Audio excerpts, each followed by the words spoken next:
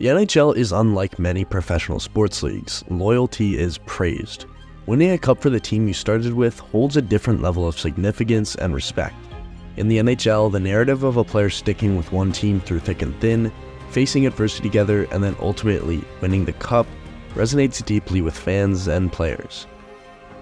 In other leagues, players often move frequently in search of better contracts or a better chance at winning. While yes, this does happen in the NHL, there's an emphasis on staying with one team and building a legacy there. Gretzky won in Edmonton, Lemieux and Crosby won in Pittsburgh, Kane won in Chicago, Ovie won in Washington, and McKinnon won in Colorado. So what happens if McDavid doesn't win in Edmonton? In the NHL, loyalty to a team and winning the Stanley Cup are highly valued. When a player wins a championship with the team that originally signed or drafted him, it means a lot to the player, the team, and the city. For some, it takes a while, but for others, it's an instant. Sidney Crosby won his first Stanley Cup at the age of 21, making him the youngest captain to win the Stanley Cup since 1895. Then, by the age of 29, Crosby had delivered 2 more cups to Pittsburgh after winning back-to-back in 2016 and 2017. Oh, and he also won the Conn Smythe in both of those cups. These 3 cups are more than McDavid has wins past the second round. The same thing goes for Wayne. He was 23 and 24 for his first 2 cups, and then 26 and 27 for his next 2. He brought 4 cups to the Edmonton Oilers in the span of 5 years. For Lemieux, he won his 2 cups at the ages of 25 and 26. And for Kane, he scored the Stanley Cup winning goal at the age of 21, and then went on to win 2 more cups in the next 5 years. So there's been a trend of franchise players winning the cup, especially at a young age. But trust me, there's still players that play a whole career and finally win a cup towards the end of it. Steve Yzerman, despite being recognized as one of the best players of his generation, Yzerman was without a cup 13 years into his career. That was despite putting up great offensive numbers and leading the Wings to all sorts of regular season success. Then they went out and won back-to-back cups in 97 and 98, followed by a third in 2002. Yzerman retired in 2006 and is now viewed as one of the greatest winners in NHL history. A very similar story is Alexander Ovechkin. Despite his scoring talent, he didn't win a Stanley Cup for over a decade, with the Capitals never making it out the second round. The breakthrough came in the 2018 postseason, where Ovechkin and the Capitals finally overcame their playoff troubles, beating the Vegas Golden Knights in the Stanley Cup final. They won the series in 5 games, earning the first Stanley Cup in the team's history. This victory cemented Ovechkin's place as one of the greatest players of all time and a true champion in the NHL, similar to how Yzerman's championships defined his legacy. Now, those are just the players who actually ended up winning a cup. There are countless of players who never won a Stanley Cup, but are still remembered as one of the greats. Players like Adam Oates, Matt Sundin, Peter Stastny, and Joe Thornton have never won a cup. Don't get me wrong here, these players are amazing, but there's definitely a difference between the caliber of player who's won a cup and who hasn't. Almost every player in the top 25 in career points has won a cup, and there's no doubt McDavid will end up there. With almost 1,000 career points before his 28th birthday, McDavid has lit up the regular season. He has just about every trophy imaginable. He has 5 Art Ross trophies, 3 Harts, 4 Ted Lindsays, and a Rocket. But at some point in your career, you have to start thinking the regular season awards don't matter, because the one trophy missing from his trophy case is the Stanley Cup. Throughout his 9 NHL seasons, he's made the playoffs 6 times, including 5 straight. He's been bounced in the first round twice, the second round twice, and has been to the conference finals twice, one in which he lost in a 4-game sweep, and one he's in right now. Now, it's not like McDavid doesn't produce in the playoffs. He currently has 96 points in 61 playoff games, putting him 4th all-time in points per game in the playoffs, just behind Mario Lemieux, his teammate Leon Draisaitl, and of course Wayne Gretzky. So it's not exactly his fault. He's doing his job and putting up points. But what is out of his control is the team he has around him. The Oilers' management has been historically bad, going all the way back to when they traded Wayne Gretzky, and McDavid's management is not too different. The Oilers currently have 35% of their cap split between 3 players. They have McDavid at 12.5, Draisaitl at 8.5, and Darnell Nurse at 9.2.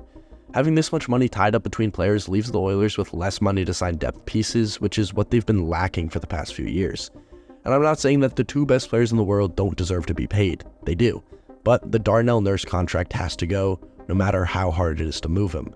He's an abysmal defenseman, and paying him almost $10 million stops the team from getting 3 or 4 good depth additions.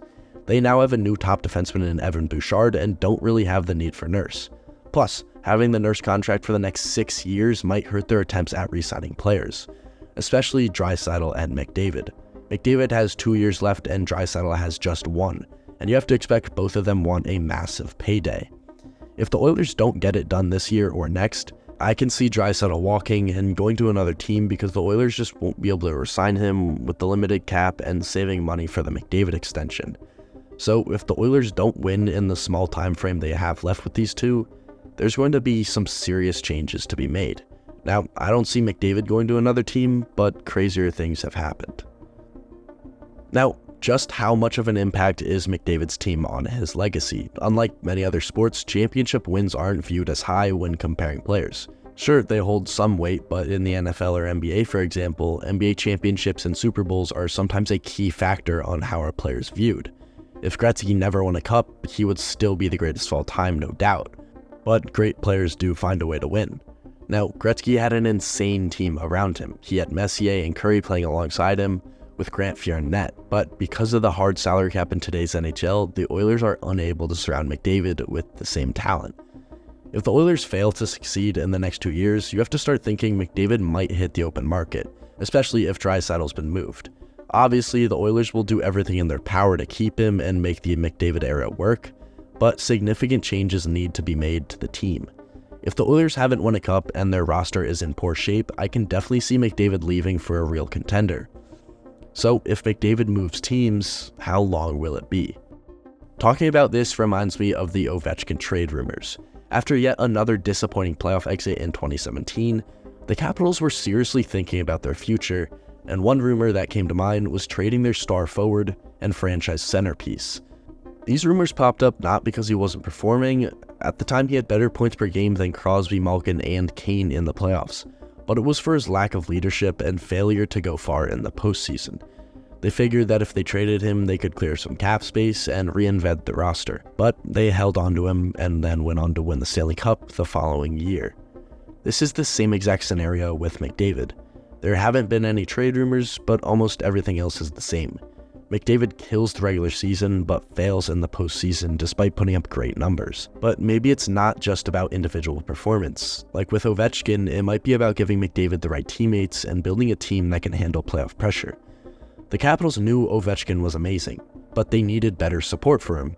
They made smart trades, improved their defense, and got better goalies, which the Oilers desperately need to do if they want to succeed. Ovechkin's success shows the importance of patience. The Capitals stuck with him despite years of disappointment, and it eventually paid off. McDavid and the Oilers might be close to their breakthrough too. By keeping faith in McDavid and making smart moves to build a better team, Edmonton could hopefully find some playoff success just like the Capitals did with Ovie. Now, McDavid's journey, filled with challenges and perseverance, is just as important as winning a Stanley Cup. Even without a championship, his commitment to the Oilers and the respect he earns for sticking with the team are noteworthy. So no, failing to win a Stanley Cup would not ruin his legacy. He would definitely go down as the best player to never win a Stanley Cup, no doubt. But McDavid is still only 27 years old. He still has a good 7 to 10 years of hockey and is barely halfway through his career. Cup or not, McDavid will be one of the greatest players of all time. On the other hand, winning a cup could move him into the GOAT conversation with players like Crosby and Lemieux. Looking forward, McDavid still has many years left in his career to chase the cup. With his skills and determination, I think anything is possible with him. Whether he wins it all or doesn't win anything, McDavid's legacy is secure. It's not just about the Stanley Cup, but about the journey and his dedication, and in that sense, McDavid has already made his mark on the game.